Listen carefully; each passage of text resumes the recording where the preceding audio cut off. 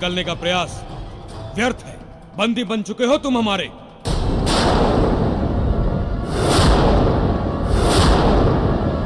इसलिए हमारे प्रश्नों का उत्तर सीधे सीधे दो।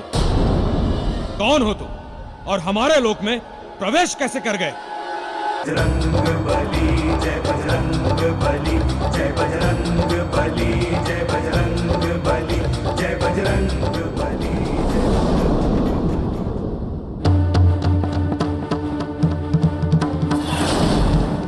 हमारा एक पुत्र और ही है, सुग्रीव।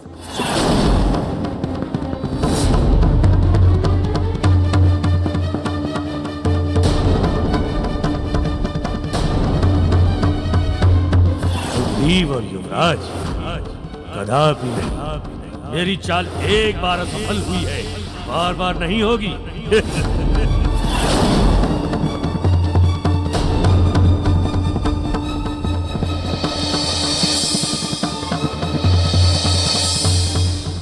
क्या हुआ देवी? आपके मौन से यह प्रतीत होता है कि आप सुग्रीव की बात से व्यथित हैं। हमने जो उनके विषय में निर्णय लिया उससे आप प्रसन्न नहीं हैं। नहीं स्वामी, मुझे दुख इस बात का नहीं है कि सुग्रीव आपका पुत्र है। मुझे तो दुख इस बात का है कि आपने ये सत्य मुझसे गुप्त रखा। आपने मुझे मेरे मातृ धर्म से वंचित रखा। स्वामी, आप स्वयं तो अपने पितृधर्म का पालन करते रहे, किंतु आपने मेरे विषय में नहीं सोचा। देवी संज्ञा, आप धन्य और आपके विचार भी बहुत उच्च हैं। अब आपको किसी भी प्रकार का दुख नहीं होगा, क्योंकि बहुत शीघ्र हनुमान सूर्यलोक आने वाला है। गुरु मां,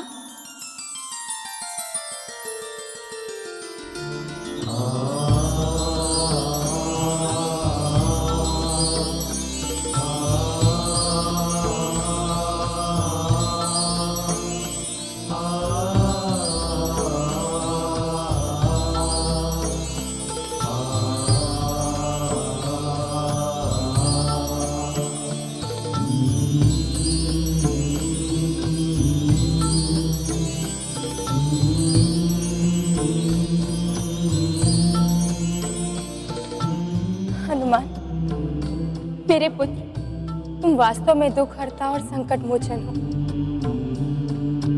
तुम्हारे दर्शन मात्र से मेरे सारे दुखों का अंत हो गया पुत्र। गुरु मां, आपके दर्शन पाकर मैं धन्य हो गया। गुरुदेव, कहिए मेरे लिए क्या आज्ञा है? पुत्र हनुमान, तुम्हें यहाँ बुलाने का मेरा प्रयोजन था कि मैं तुम्हें नवनिधियों का ज्ञान दूं, कि मैं तुम्हें नवनिधियों का ज्ञान दूं। क्योंकि अब तक मैंने तुम्हें केवल अष्ट सिद्धियों का ज्ञान दिया है। गुरुदेव, ये नवनिधियां क्या है?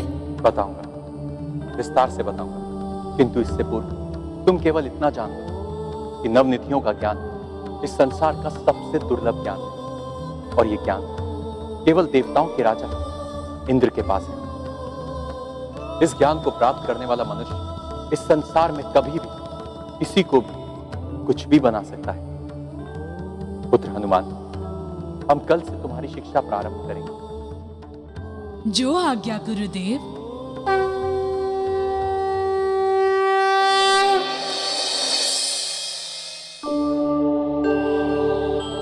गुरुदेव, मैं नवनिधियों के ज्ञान हेतु उपस्थित हूँ। अब इन्हें प्राप्त करने की विधि बताएं। पुत्र, उन्हें प्राप्त करने की विधि से पूर्व मैं तुम्हें इनकी विशेषता बताता हूँ। ध्यानपूर्वक सुनो।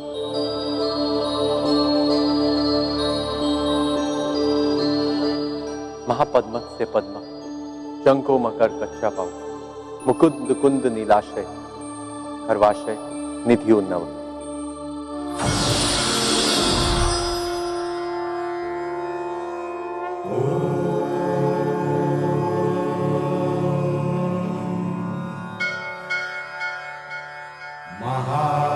महापद्मसिते पद्मः, शंखो मकरकच्छपुः, मुकुन्दकुन्दनीलश्च अर्वश्च निधियो नवम्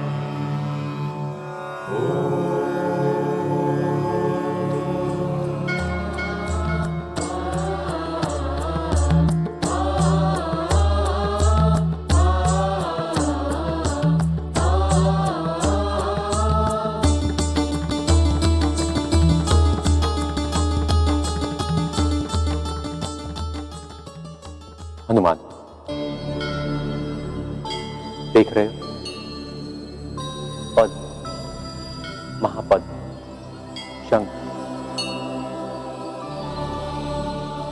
मकर, कच्छप, मुकुंद, कुंद, नील एवं खर। यही संसार की नवनिधियां हैं तथा प्रत्येक निधि किसी न किसी योग्यता, सत्य, शक्ति अथवा ज्ञान को धारण करती है।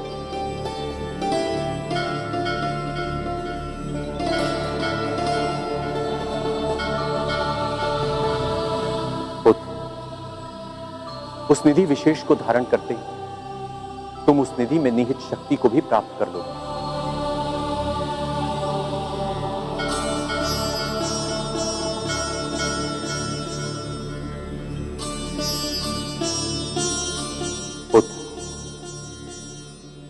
अब मैं तुम्हें एक एक कर सभी निधियों की विशेषता बताऊं। पुत्र, प्रथम निधि है पद्म।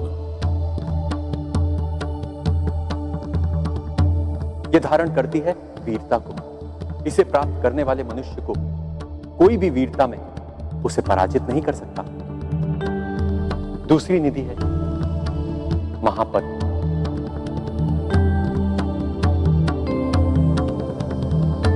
यह निधि संसार में शौर्य का प्रतीक है। इसे प्राप्त करते ही मनुष्य शौर्यवान हो जाता है। तीनों लोकों में उसके शौर्य को कोई चुनौती नहीं दे सकता। तीसरी निधि है शंख। यह प्रतिनिधित्व करती है ज्ञान को, अर्थात यह निधि ज्ञान पुंज। सब ऋषियों ने इसी निधि की सहायता से संसार को ज्ञान से आलोकित किया। जिसके पास ये निधि है वो अजर और अमर हो जाता है। चतुर्थ निधि है मकर। मकर निधि को प्राप्त करने वालों को कोई भी कभी भी छल नहीं सकता। हनुमान, पंचम निधि है कच्छप। जिस प्रकार कच्छप सागर के तल में रहता है, उसी प्रकार यह निधि हृदय की गहराइयों में निवास करती है। कच्छप निधि धन संपदा का प्रतीक है। जिसके जीवन में यह निधि है वो सदैव धन धान्य से भरपूर रहता है। तत्पश्चात कुंद। इसे प्राप्त करने वाला प्राणी समस्त सांसारिक एवं भौतिक पदार्थों को जीत लेता है।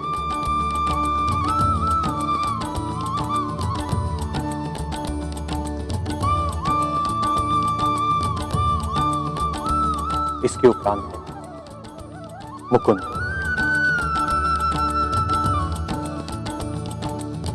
मुकुंद का अर्थ ही होता है मोक्ष। इसे प्राप्त करने वाला प्राणी भगवान कृष्ण की भांति 16 कलाओं में निपुण हो जाता है तथा मोक्ष उसके लिए सहज हो जाता है। सबसे अंत में आता है नील एवं खर।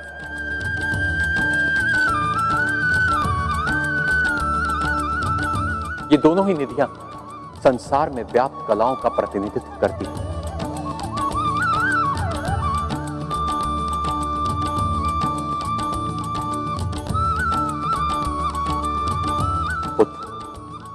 इस प्रकार ये संसार की नवनिधियां हैं।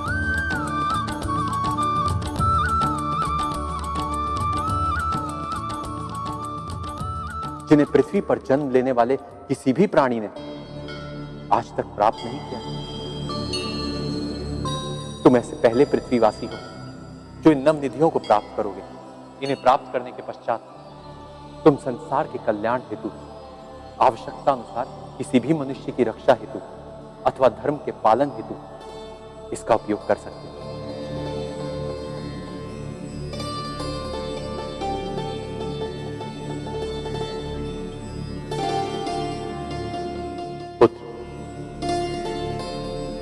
अब तुम सर्वप्रथम कच्छप निधि को प्राप्त करने जाओ।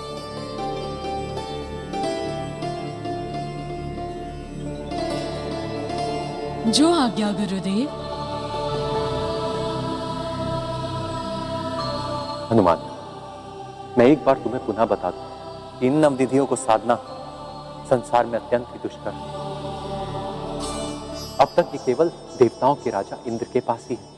उन्होंने भी स्वयं प्राप्त नहीं किए थे। देवी लक्ष्मी ने उन्हें वरदान स्वरूप दिया।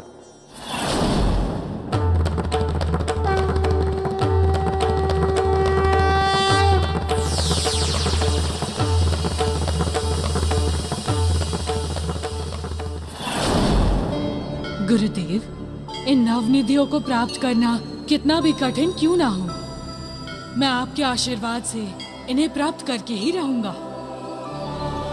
पुत्र हनुमान, मेरा आशीर्वाद सदैव तुम्हारे साथ है, किंतु इसके लिए तुम्हें अपने उसी बाल रूप में जाना होगा जिस बाल रूप में तुमने अष्ट सिद्धियों को प्राप्त किया था। किंतु इसके लिए तुम्हें अपने उसी बाल रूप में जाना जिस बाल रूप अष्ट सिद्धियों को प्राप्त किया।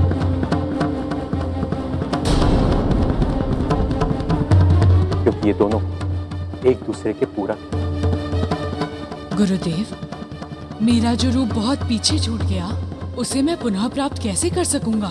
पुत्र हनुमान, तुम अष्ट सिद्धियों के साधक हो, दाता हो तुम उनके। हनुमान, अष्ट सिद्धियां इस संसार में कोई भी परिवर्तन कर सकती है। पुत्र, तुम अणिमा सिद्धि का ध्यान करो। ये वो सिद्धि है जिसकी शक्ति से तुम समय के प्रवाह को मोड़कर पुनः बाल रूप को धारण कर दो। जो आज्ञा गुरुदेव।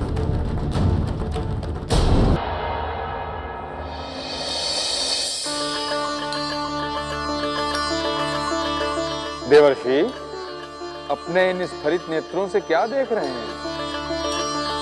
आपके ऐश्वर्य को देख रहा हूं देवराज।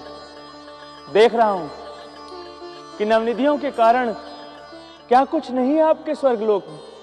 परिजात के वृक्ष से लेकर अप्सराएं, ऐरावत तक, प्रचुर धन संपदा से लेकर नंदन वन तक, जो संसार में किसी एक प्राणी के पास नहीं, वो सब कुछ है आपके पास।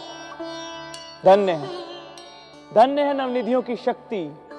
आपने सत्य कहा देवर्षि। नवनिधियों के कारण मेरे पास संसार की समस्त कलाएं एवं समस्त संपदाएं हैं। किंतु अब ये केवल आपके पास ही नहीं रहेगा। मैं कुछ समझा नहीं।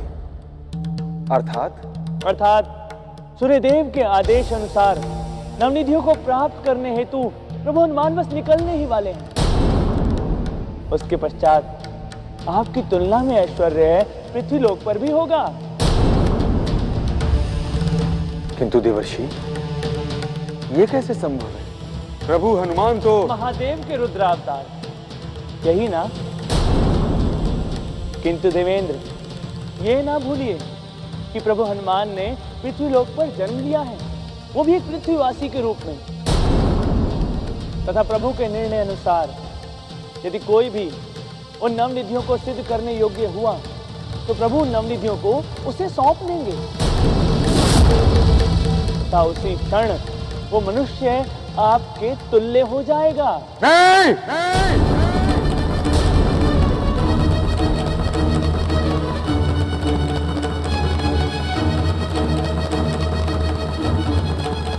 ऐसा कदापि नहीं हो सकता। मेरे तुल्य इस संसार में कोई नहीं हो सकता, कदापि नहीं हो सकता। मैं ऐसा कदापि नहीं होने दूंगा देवर्षि। कदापि नहीं।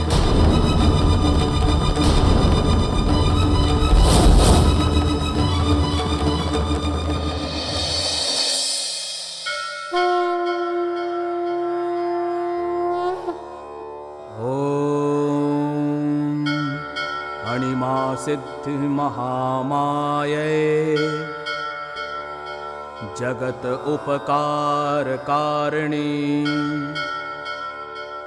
प्रसन्न प्रगटो भव देवी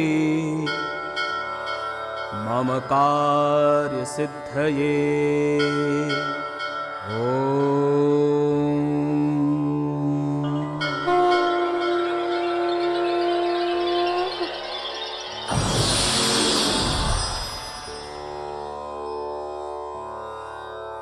हे अष्ट सिद्धियों के दाता हनुमान,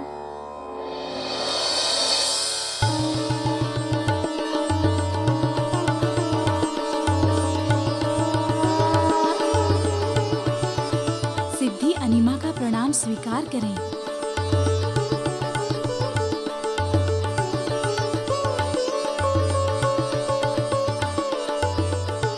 कहिए, मेरे लिए क्या आदेश है?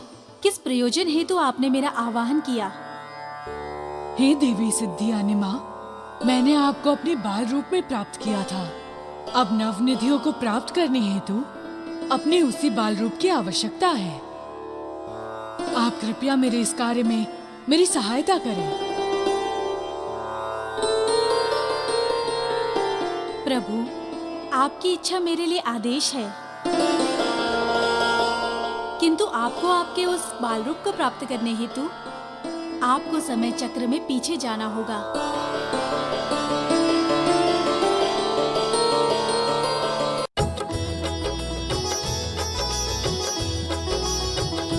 लक्ष्मी माँ, लक्ष्मी माँ, लक्ष्मी माँ, लक्ष्मी माँ।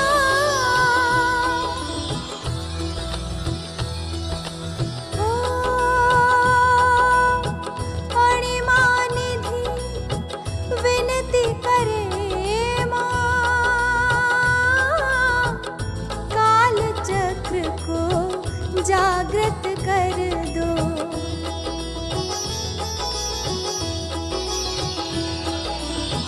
काल चक्र गति पीछे लेकर किशोर हनुमान को बालक कर दो।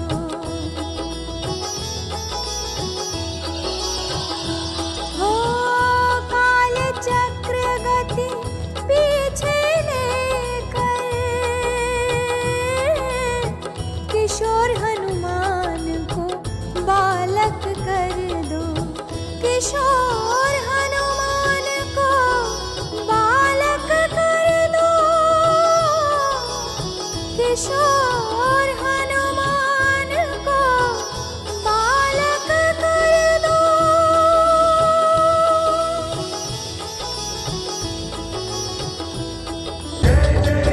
बजरंग बली, जय जय जय बजरंग बली, जय जय जय बजरंग बली, जय जय जय बजरंग बली, जय जय जय बजरंग बली, जय जय जय बजरंग बली, जय जय जय बजरंग बली।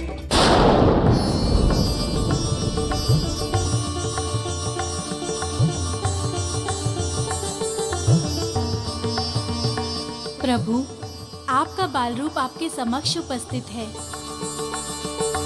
अब आपको इस बाल रूप को ग्रहण करने हेतु आपको इस समय चक्र में प्रवेश करना होगा। अब ये समय चक्र उस बिंदु पर पहुंच गया है प्रभु, जिस बिंदु पर आपने अपना बाल रूप छोड़ा था।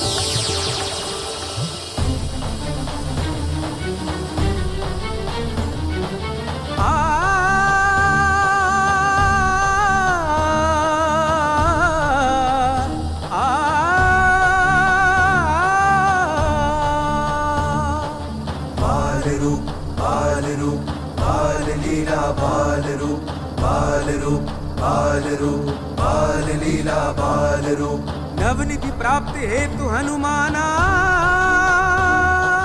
बाल रूप भय कृपा निधाना ओ बाल रूप भय कृपा निधाना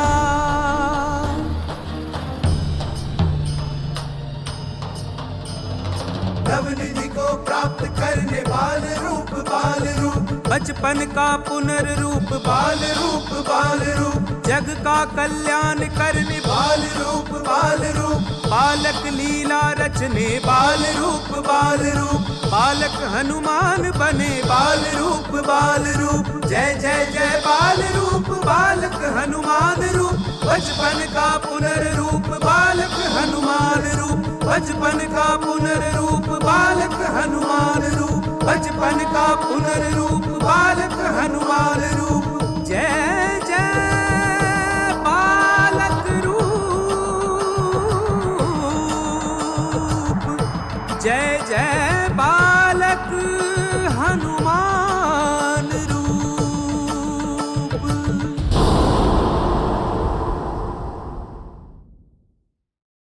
करने बाल रूप बचपन का पुनर्रूप बाल रूप जग का कल्याण करने बाल रूप बालक लीला रचने बाल रूप बालक हनुमान बने बाल रूप जय जय जय बाल रूप बालक हनुमान रूप बचपन का पुनर्रूप बालक हनुमान रूप बचपन का पुनर्रूप बालक हनुमान रूप बचपन का पुनर्रूप बालक हनुमान रूप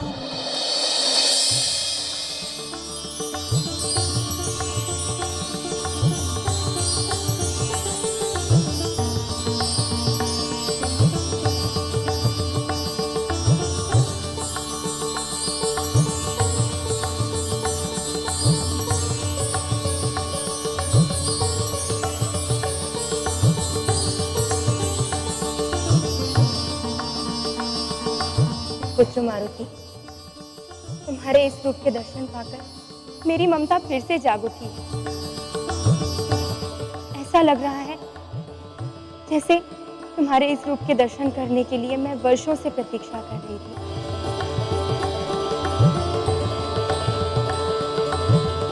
देवी संज्ञा, मारुति के इस मनोहारी कल्याणकारी बाल रूप के दर्शन हेतु केवल आप ही नहीं अपितु समस्त संसार लगा है।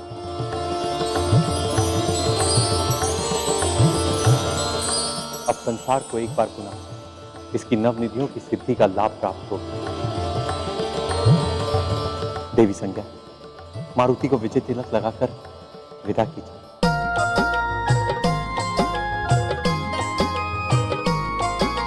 नाम हनुमान बलवान बाल भगवान महिमा अनंत जग सृष्टि गुण गायो है महाशक्ति दिव्य शक्ति ऐसो महावीर शक्ति देखी देखी वैरिणी को अंतर कपायो है अंजनी को लाल लाल लाल काल क्रोधवंत को न समझ पावे भ्रुकुटी चढ़ायो है बाल हनुमान महाकाल भगवान धाय वैरिणी के अंत है तू गदा को उठायो है वैरिणी के अंत है तू गदा को उठायो है वैरिणी के अंत है तू गदा को उठायो है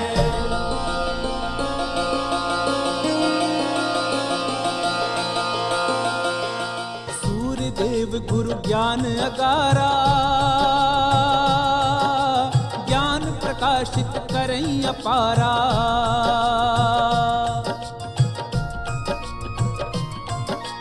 सूर्य की गति से उड़ई हनुमाना ग्रहण करई पूर्ण गुरु ज्ञाना जय हनुमान ज्ञान गुण सागर जय कपीश गुरुदेव, अब मुझे जाने की आज्ञा दें।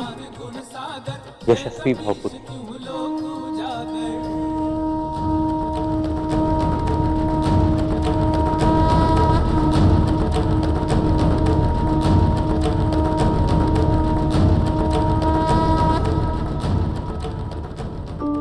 अब मुझे अपने पुत्र सुग्रीव के जीवन पर छाए संकटों के मेघ छटते दिखाई दे रहे हैं। कालांतर में मारुति की सहायता से वो सम्राटों का सम्राट बनेगा।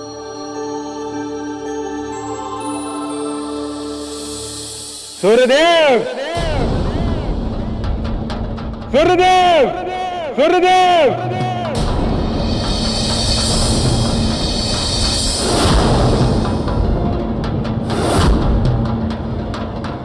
देवराज इंद्र सूर्यलोक में?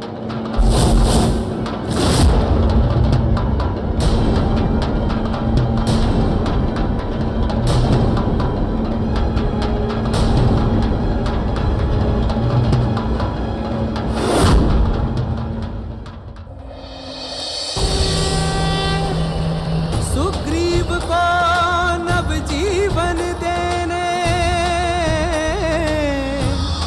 कच्छप निधि को प्राप्त करने चले चले हनुमान चले, बाल रूप हनुमान चले। चले चले हनुमान चले, बाल रूप भगवान चले, बालक लीला रचन चले, कच्छप निधि को पान चले। चले चले हनुमान चले, बाल रूप हनुमान चले।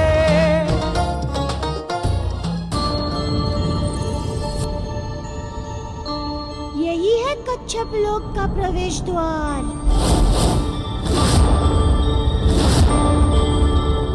यहाँ से मुझे प्राप्त होगी कच्छप निधि।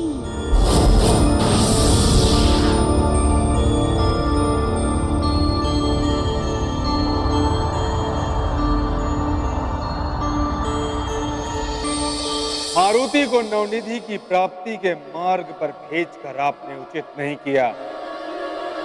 उसे रोकना होगा आपको,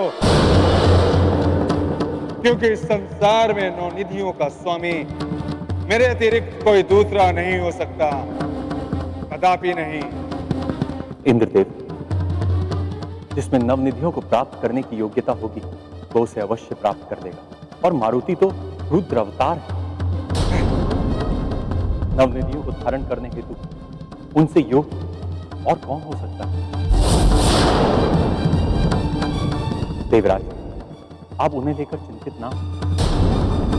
मेरी चिंता यह है सूर्यदेव कि यदि मारुति ने नवनिधि को प्राप्त कर किसी पृथ्वीवासी को दे दिया तो मेरा तो सब कुछ छिन जाएगा। मेरा ये लोक, मेरा सिंहासन, सब कुछ। इंद्रदेव, आपके मन में सदैव अपना सिंहासन खोने का भय क्यों व्याप्त रहता है? कभी तो अपने आप से बाहर आइए इंद्रदेव।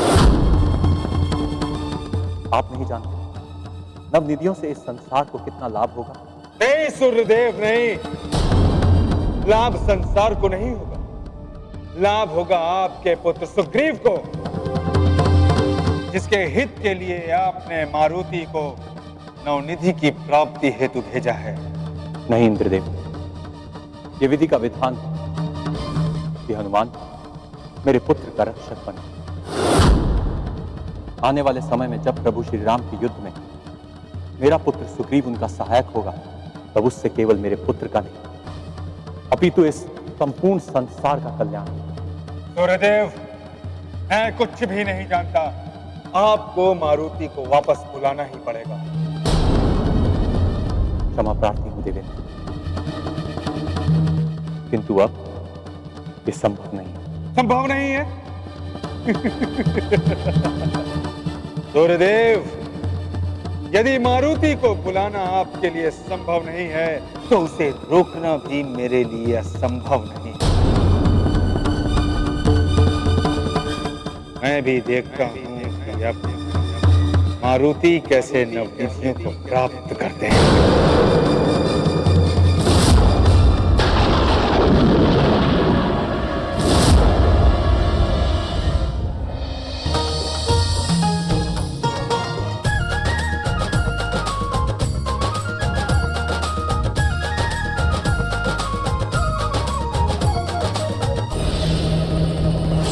कच्छप लोक पहुँच हनुमाना, जय जय जय बजरंग बली। ढूंढे निधि कच्छप बलवाना, जय जय जय बजरंग बली। सूर्य गुरु की आज्ञा माने, जय जय जय बजरंग बली। सुग्रीव जीवन चले बचाने, जय जय जय बजरंग बली। बालक लीला रचे हनुमाना, बालक लीला रचे हनुमाना। आश्चर्य, यहाँ तो एक भी कच्छप नहीं है, तो फिर कहाँ हो सकते हैं? कच्छप लोग में कच्छप नहीं तो फिर कहाँ हो सकते हैं?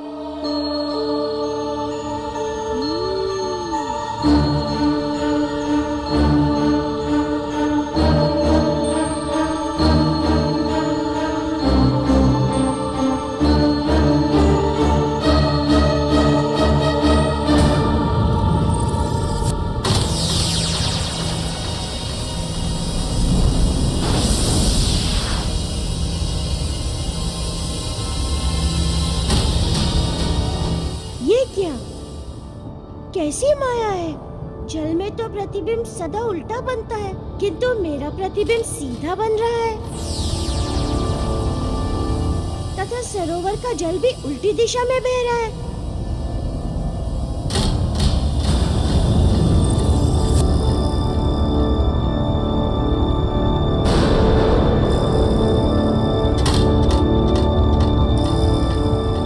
समझ गया वस्तु स्थिति। जो सीधा दिख रहा है वास्तव में वो उल्टा है।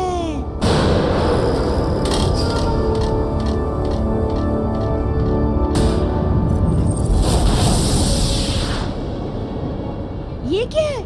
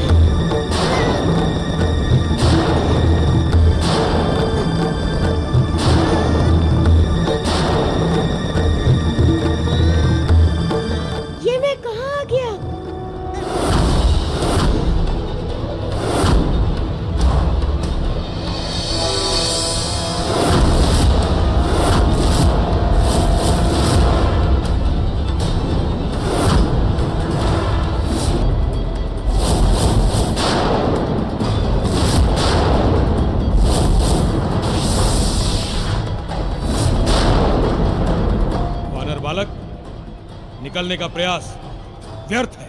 बंदी बन चुके हो तुम हमारे।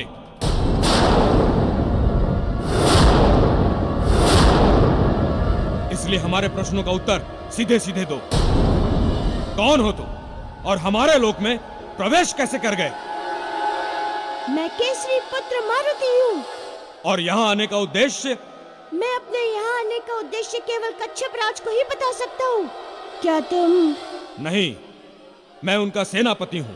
तो कृपया मुझे शीघ्र उनके पास ले चलिए।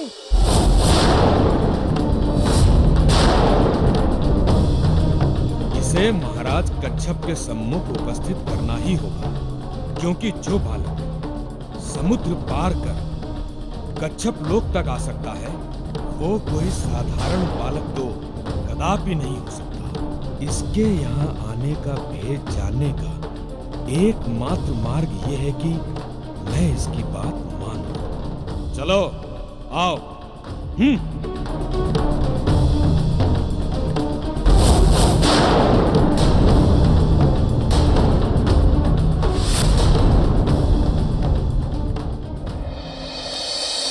देवों, हमारे वैभव एवं ऐश्वर्य पर गहरा संकट मंडरा रहा है।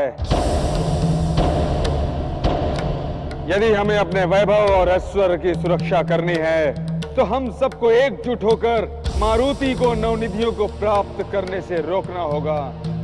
नारायण नारायण। देवेंद्र, प्रभु हनुमान को रोकना असंभव है,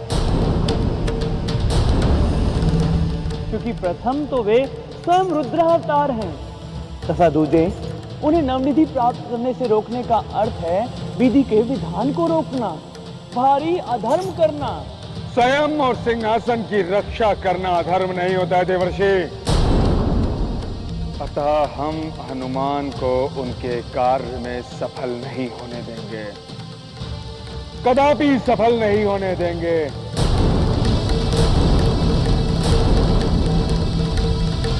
देवेंद्र, उनसे आपका भय निराधार है, किंतु उन्होंने कभी किसी का अहित नहीं किया, तो आपका अहित कैसे कर सकते हैं?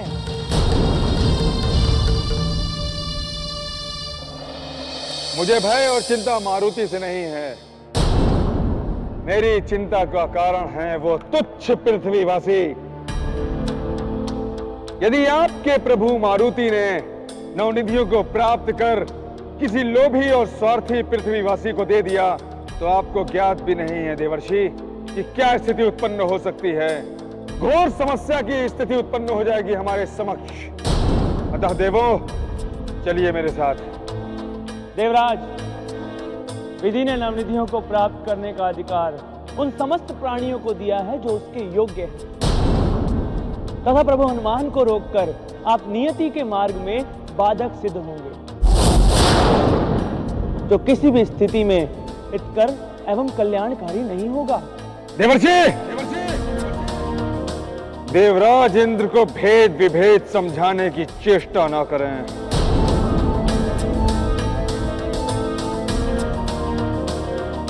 हमारा जाना अति आवश्यक है। नारायण नारायण। होनी तो होकर रहे, अनहोनी ना होए। कच्छप राज पधार रहे हैं।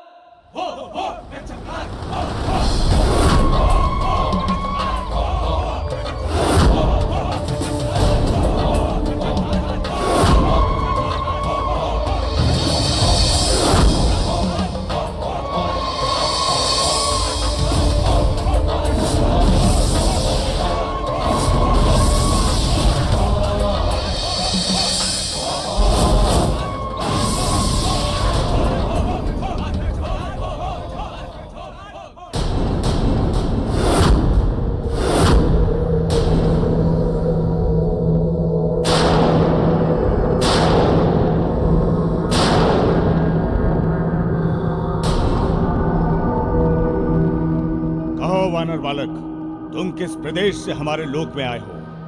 कच्छप राज, मैं कच्छप लोक कच्छप निधि प्राप्त करने के लिए आया हूँ। कच्छप राज,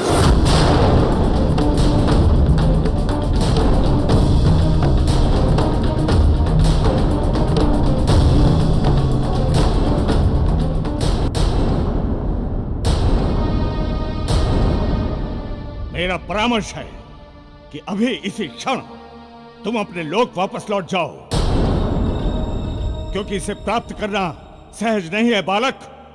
कच्छप राज, मैं कच्छप निधि को प्राप्त करने के मार्ग में आने वाली कठिनाइयों को भी जानता हूँ, तथा उसकी महत्ता को भी। इसलिए मैं पूर्ण रूपेण तैयार होकर आया हूँ। इसे बिना लिए मैं वापस नहीं जाऊंगा यहाँ से। हठ व्यर्थ है वानर बालक। ये कच्छप निधि धन की निधि है, धन की। इसीलिए इसे कोई प्राप्त नहीं कर सकता, और जो प्राप्त करना चाहता है उसे कठिनतम परीक्षाओं से पार होना होता है। मैं प्रत्येक परीक्षा के लिए तैयार हूँ कच्छप राज। आप लीजिए मेरी परीक्षा।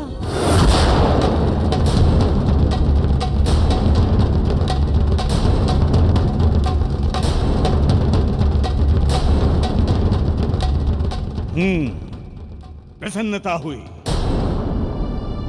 तुम्हारा आत्मविश्वास देखकर मैं तुम्हें अवसर दूंगा कच्छप निधि प्राप्त करने का, अवश्य दूंगा अवसर। तो बताओ कि 3 वो कौन से ऐसे गुण हैं जिसके द्वारा धन की रक्षा की जा सकती है?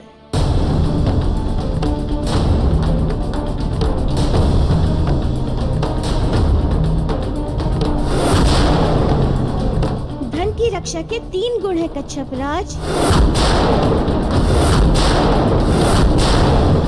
शक्ति, धर्मयुक्त विवेक तथा धन का सदुपयोग। यदि आपके पास शक्ति नहीं है तो कोई भी आपसे आपका धन छीन सकता है। दूसरा है धर्मयुक्त विवेक। यदि आपके पास धर्मयुक्त विवेक नहीं है तो आप किसी भी अयोग्य व्यक्ति को अपना धन दान दे सकते हैं और धन विहीन हो सकते हैं।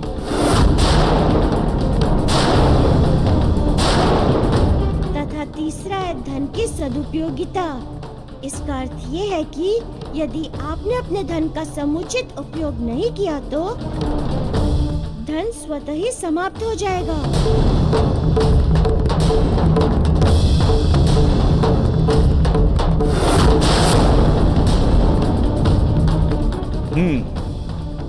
तुम्हारा उचित उत्तर सुनकर मुझे अति प्रसन्नता हुई।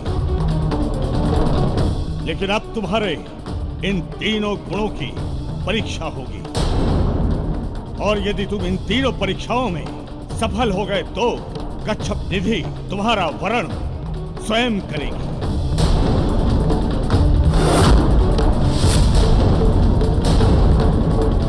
मैं परीक्षा के लिए तैयार हूँ कच्छप राज। तो सर्वप्रथम तुम्हें अपनी शक्ति का परिचय देने हेतु उस महाबली कच्छप के साथ युद्ध करना होगा जो अपनी पीठ पर पर्वतों को भी सहजता से उठा लेता है तथा जो कच्छप निधि का रक्षक है।